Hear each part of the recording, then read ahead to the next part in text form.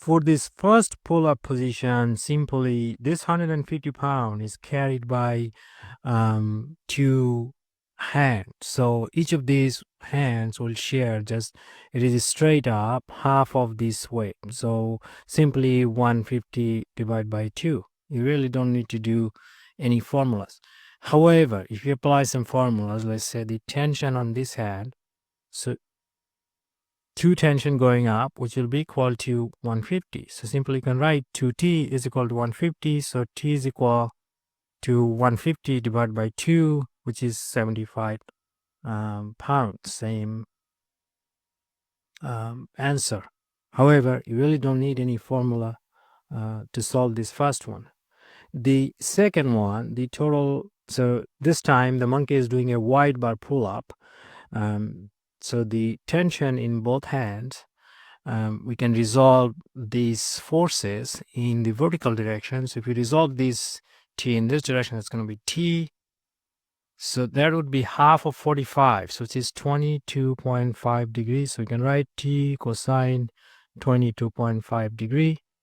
This one we can write T sine cosine, same thing, 22.5 degrees. So total this upward force, two of these, T cosine 22.5 degree, will be same as all the body weight carried by these two tension. The components upward direction, if you do something like upward direction positive, summation of all y direction force is 0 if you do that. Now simply if you calculate tension from here, it's going to be cosine 22.5 degree. So T would be, I calculated that 81 pound approximately. So that is the tension you'll feel when you do a pull-up at a little bit wider than a straight up. So doing at a 45 degree angle. In this 120 degree position, you can apply the same principle the way we solved the position 2. I will show you another trick in a minute. So you can solve this way.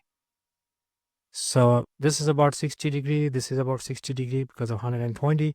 So if we resolve this T in this direction, it's going to be T cosine 60 degree. This is also tension cosine 60 degree.